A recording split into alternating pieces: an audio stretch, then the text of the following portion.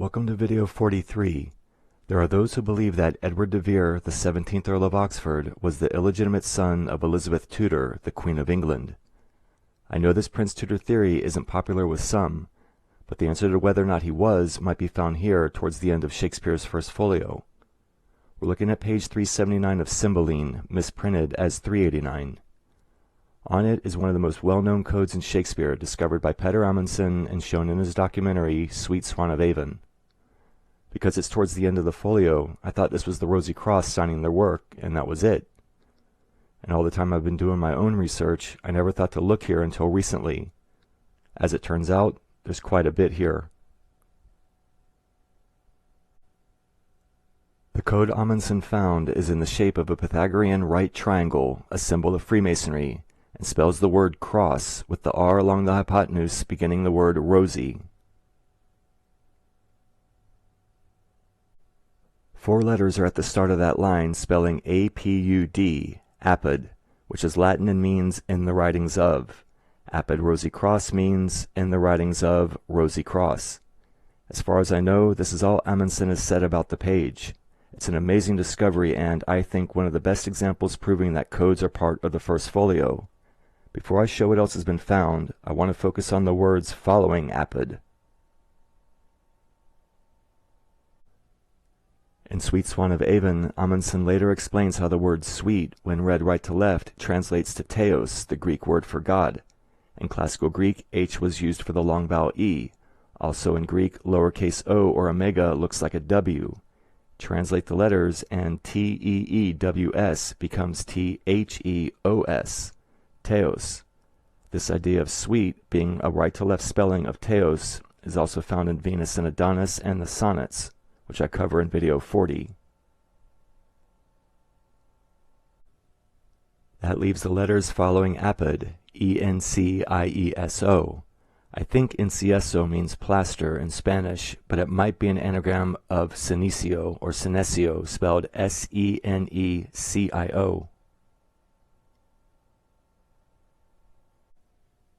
Senecio is Latin and means old man, and from what I could find, the term was being used in the mid-16th century to refer to a genus of flowering plants in the daisy family found in Great Britain and all over.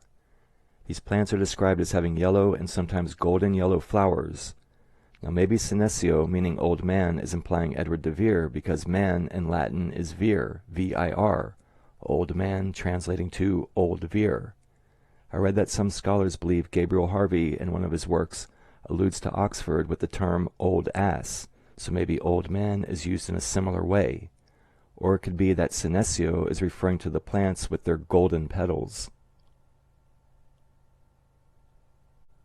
If it's the gold petals, then apud senecio Rosie Cross theos translates to in the writings of the gold Rosie Cross and God. The name of the secret society was the Brotherhood of the Golden and Rosie Cross. However, if senecio, Latin for old man, is alluding to Edward de Vere, then the line could be translated as in the writings of Vere, the Rosie Cross, and God. And this would be similar to other codes I've shown in the last few videos. Unless there's a meaning for incieso that I'm not finding, or if there's a plaster reference I'm just not getting, I think an anagram spelling senecio and translating sweet to theos makes the code more complete. All the words on the line that are part of the Rosie Cross triangle are used, and we get the same message found in other Shakespeare works.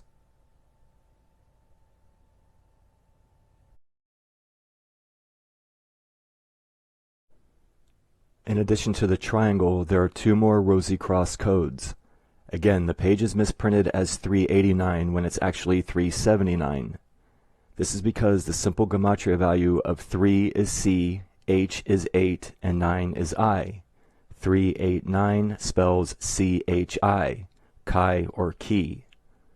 That's in the upper right corner. Below it, in the lower right corner, is the catchword or. Many Rosie Cross codes are read right to left or in reverse. Or, read right to left, is row. Continue reading in reverse or from down to up, or 389 is row C-H-I. Rho Chi or Rho Ki are initials for Rosie Cross.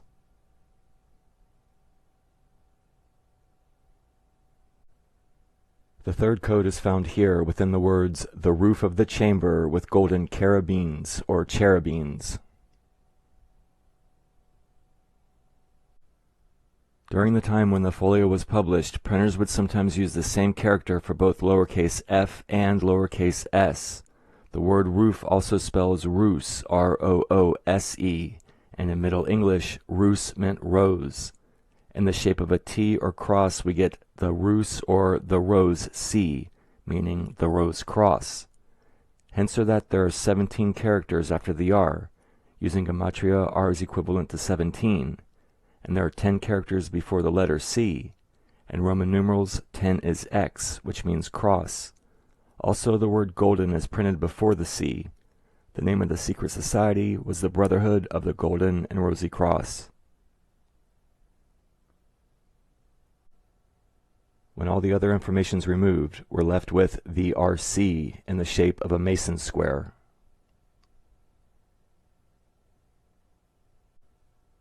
That's 3 codes or references to the Rosie Cross. The triangle, row 389 or row chi, initials for Rosie Cross, and the RC, the same initials in the shape of a Mason square.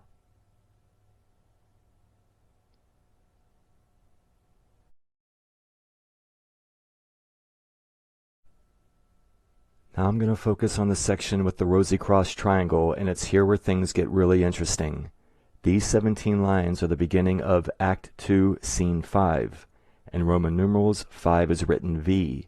2V or VV stands for De Vere, who sometimes signed his name double V. It's 17 lines to the end of the page. Edward de Vere was the 17th Earl of Oxford. The person speaking, Posthumus Leonatus, is a young man whose father died before he was born, and he was brought up like a son by Cymbeline, a monarch who had had 2 infant sons taken from him.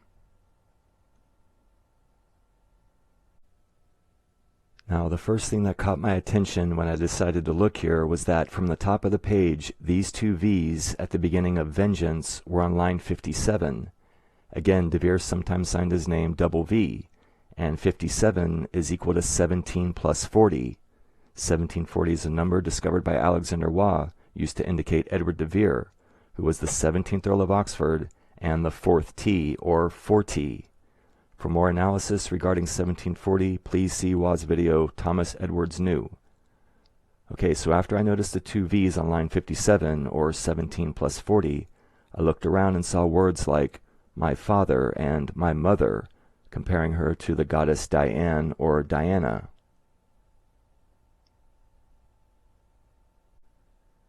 So I did a count of the words. Half-workers is spelled with a hyphen, therefore it's counted as a single word. This makes bastards the 17th word when Posthumus Leonatus began speaking. Edward de Vere was the 17th Earl of Oxford. And possibly a coincidence, the sentence, "We are all bastards," is typeset so that it's 17 characters till the line ends. The comparison of the mother to Diane or Diana is, I think, an allusion to Elizabeth, who, through the myth of her virginity, raised her to the level of a virgin goddess, like the chaste moon goddess Diana. Artists like Nicholas Hilliard included the moon in portraits of Elizabeth, like the crescent moon jewel in her hair seen here, symbolizing the relationship between her and the goddess. And in the rainbow portrait by Marcus Gerhardt, Elizabeth wears what looks like an imperial crown on her hat, with a crescent moon, a symbol of Diana, virginity, and chastity, attached to the top. I sent what I'd found up to this point to Patrick Jennings, and he made an incredible discovery. Going counterclockwise around the Rosie Cross triangle is another right triangle spelling the word Tudor. It shares the same R from Rosie along the hypotenuse with the vertex at the top, pointing and connected to the words, my mother. A mother who seemed the Diana of that time, with the word Tudor spelled by a right triangle.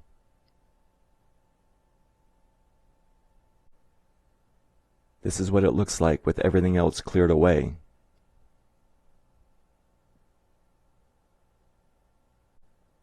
Here are the 2 triangles with everything else removed, both sharing the R in Rosie.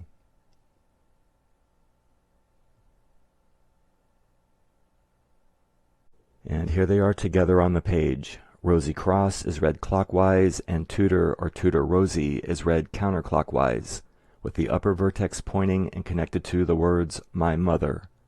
I don't see this happening without intent and design. The mother is a Tudor and seemed the Diane or Diana of that time.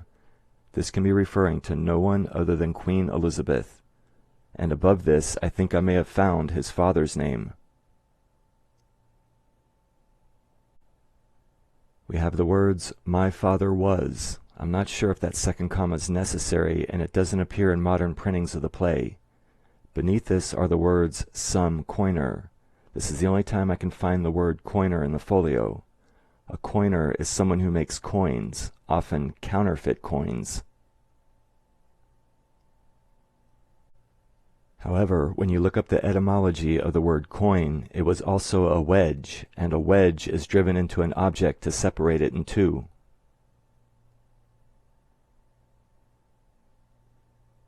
If we remove the wedge or coin from the words some coiner, we're left with summer, S-O-M-E-R.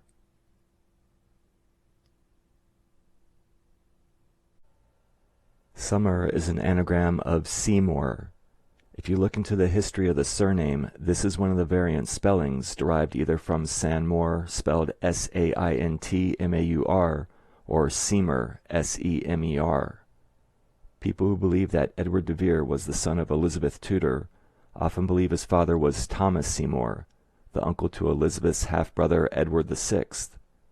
Thomas was the brother of Jane Seymour, Henry VIII's third wife following Elizabeth's mother, Anne Boleyn, who was executed, I believe, on trumped-up charges after she failed to provide Henry with a male heir. Now, there are a couple reasons why I think this may be referring to Thomas Seymour. The first reason is, before the words some coiner, there's a letter T followed by a period. Again, remove the coin or wedge, and the remaining letters are an anagram of Seymour. Printed before it is the letter T, so we have my father was T. Seymour. Of all the letters to be printed before the words some coiner, we have the one letter that provides us with an initial for Thomas.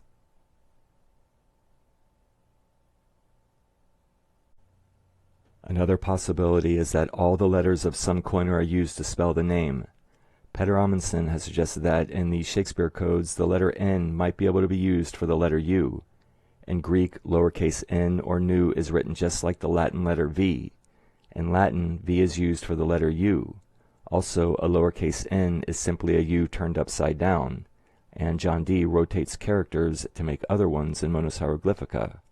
If we apply Petter's idea here and replace the n in coiner with the letter U, we get an anagram spelling S-C-E-E-Y-M-O-O-U-R. Pronounce it, and it's Seymour.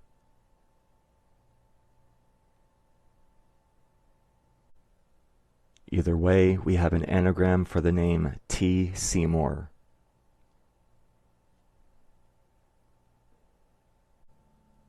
I sent this to Patrick, and he explained a second reason. Thomas Seymour was executed for a number of charges, including the attempted kidnapping of his nephew Edward VI, and because he was involved with the production of counterfeit money. I mentioned earlier that a definition of the word coiner is a person who coins money, in particular, a maker of counterfeit coins. So Thomas Seymour and the father of the character speaking these lines were both counterfeiters.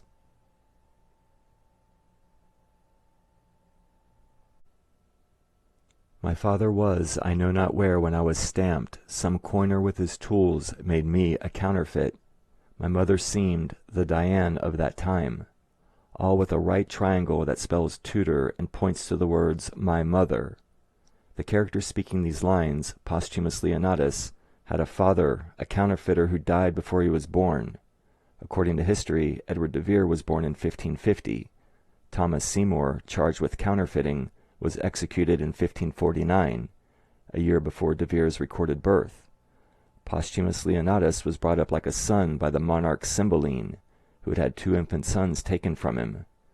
Does this reflect what happened with the monarch Elizabeth? Did she have children taken from her who were then raised by members of her court?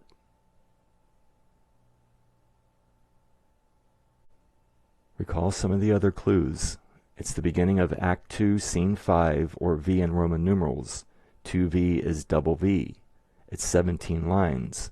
2 V's are on line 57, which is equivalent to 17 plus 40, and bastards is the 17th spoken word. It's difficult to not see the parallels between the history of the character of the play and the possible history of Edward de Vere.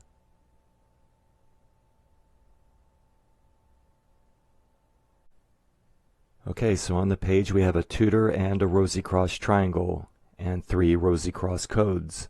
Act 2, Scene 5, or 2V, is 17 lines to the end of the page. Bastards is the 17th word, and line 57, or 17 plus 40, has double V printed on it.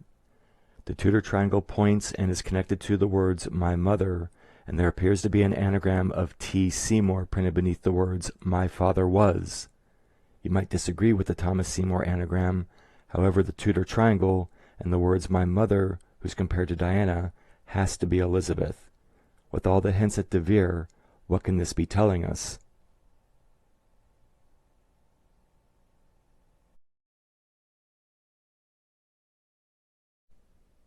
Like Venus and Adonis, the Rape of Lucrece, the Sonnets, and the First Folio, I believe the 1611 King James Bible was encoded, and if you apply a cipher like 1740, messages can be found.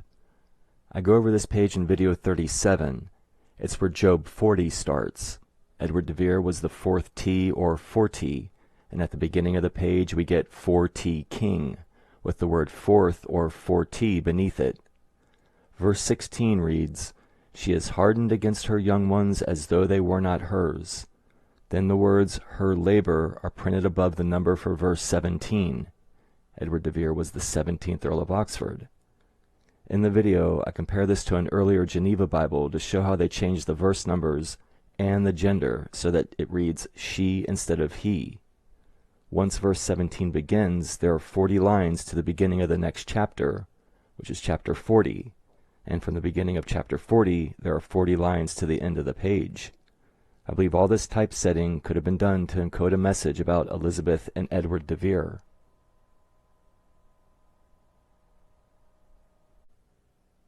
I think they may have encoded something here as well. It's the page beginning with Deuteronomy chapter 22 or twice 11. Along the top it reads, "the firstborn." In the Geneva Bible, it just has the word ordinances. Verse 17 begins on line 10. In Roman numerals, 10 is X, and in classical Greek, X is equivalent to 40. Verse 17, line X or 40 is 1740. There's also the possibility that since 17 is equal to the letter R and 10 is X, that it could be initials for Rosie Cross. But the main clue is that printed beneath 17 is the word son. And that verse 17 is comprised of exactly 40 words. Again, the word son is printed beneath the number for verse 17, which is 40 words. The number used to indicate Edward de Vere is 1740. And it's on a page with the firstborn printed above it.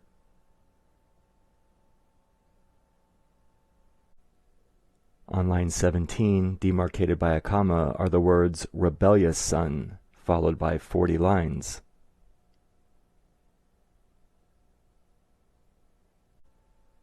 I found this curious. On line 40, also demarcated by a comma, are the words "is hanged." I found out this meant something for Rosicrucians.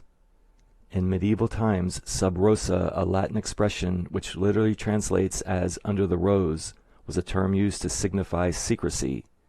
Anything that was discussed in a chamber with a rose suspended from the ceiling, or at a table underneath a hanging rose, was understood to be secret, and was forbidden from being disclosed elsewhere. So a hanging rose refers to a secret. Line 40 reads, "is hanged," followed by 17 lines. Is this telling us it's a secret that 40, the number we associate with Edward de Vere, was the firstborn, and it's followed by 17 lines because he's the 17th Earl of Oxford?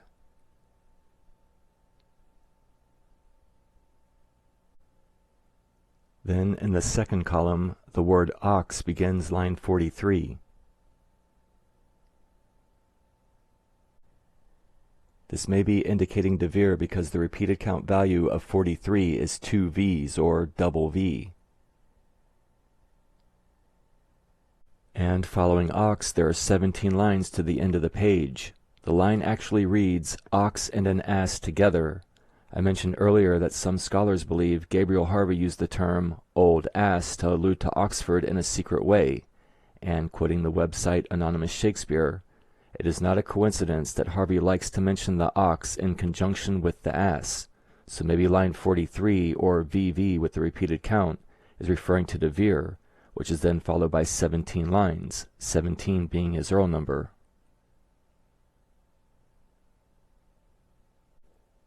Under the heading The Firstborn, on the page where chapter twice 11 begins, verse 17 is printed on line 10, or X, which is equivalent to 40 in classical Greek. Verse 17 is 40 words, and printed beneath the number 17 is the word son. Line 17 begins with rebellious son, followed by 40 lines. Line 40 begins with is hanged, followed by 17 lines. For Rosicrucians, a hanged rose meant a secret. With the repeated count, 43 equals 2 V's, or double V, and line 43 in the second column reads, ox and ass together, a possible allusion to Edward de Vere, followed by 17 lines. So if de Vere is the firstborn, and a king with a mother who treats her children as though they weren't hers, and his mother is a Tudor who's considered to be like the goddess Diana, then can we conclude we're being told that he was the son of Queen Elizabeth? Like Posthumus Leonatus was his father some coiner, a counterfeiter of coins who died before he was born. One of the charges against Thomas Seymour was counterfeiting, and he was executed the year before de Vere's date of birth. The word some coiner can be an anagram of Seymour, and printed right before it is the letter T, the one letter that can provide us with an anagram of T. Seymour.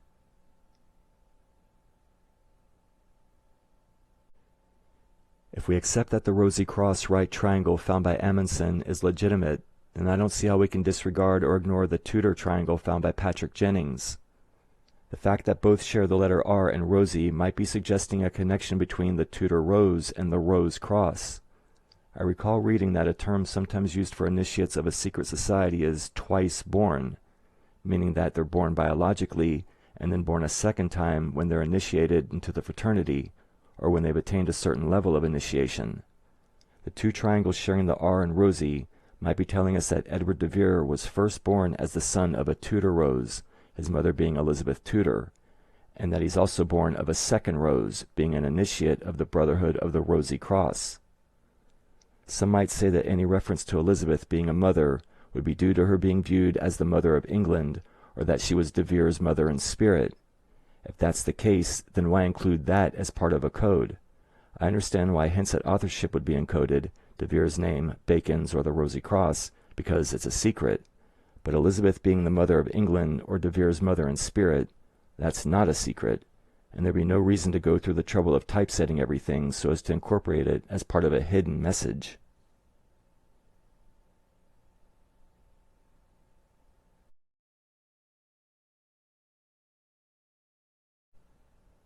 Some Prince Tudor theorists point to the Treasons Act of 1571, which they contend allowed for illegitimate children of Queen Elizabeth to be legal successors to the monarchy, though the wording makes this debatable. Former Shakespeare Oxford Fellowship President Thomas Rainier wrote that the act, quote, didn't allow for bastards to inherit the crown. All it did was leave a little wiggle room about what one could say about the succession, end quote. However, why would anyone be saying anything about succession at all, especially if it was said that Elizabeth was a virgin? I think it's possible there may have been a potential heir already on the scene, or it was known that Elizabeth was involved in a relationship which could result in a child. Now, regarding whether or not illegitimate issue could inherit the crown, Rainier also says this: Parliament and the monarch could simply declare a person a bastard or not. Parliament had bastardized and unbastardized both Mary and Elizabeth. If Parliament and the Queen had wanted to put a particular illegitimate person in the line of succession, the first thing to do would have been to proclaim that person legitimate. My point is, if Elizabeth was someone's mother, like the Tudor triangle suggests, then all that would need to happen for a bastard to become legitimate was for her and Parliament to declare it so. I'm mentioning this because it's been brought up that if De Vere was illegitimate, he wouldn't be able to be king. According to Rainier, though, he could.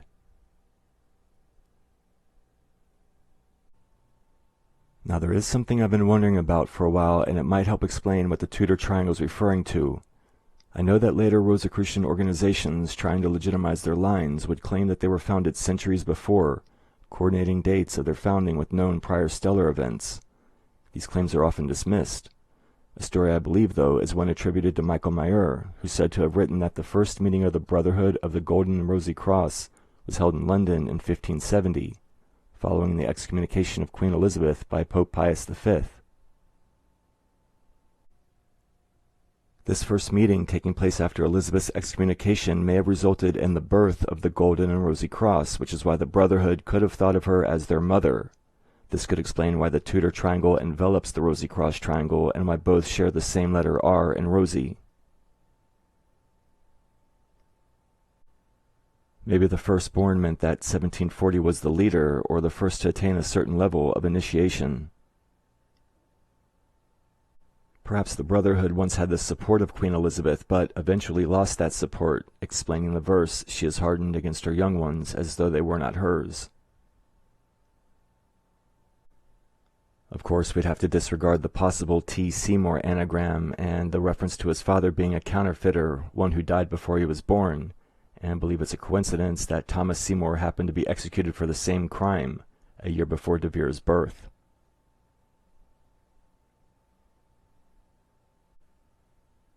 I'm going to close by saying that I don't know with absolute certainty that Edward de Vere was the son of Queen Elizabeth. However, like the Rosie Cross triangle, I believe the Tudor triangle found by Patrick Jennings is legitimate, and that it was designed to include the words "my mother" as part of its message. This means something, and since it's part of a code, I believe it was something secret. It isn't lost to me that the words "my wife" are typeset above and between the two V's on line 57, or 17 plus 40, and that the wife and mother are both compared to Diana, but that's another subject for another time. Thank you to Chris Johnson, who posts videos under the name Nobody Oxfordian, and to Patrick Jennings, also known as the Amazing Mystico, for his suggestions in finding the Tudor triangle. The link to his blog, Hidden Messages in Shakespeare, is in the description below. Also, fellow researcher Ron Roffel is posting a series of videos on his discoveries in the first folio. A link to the introduction is also in the description below. Please check it out. Thank you for watching.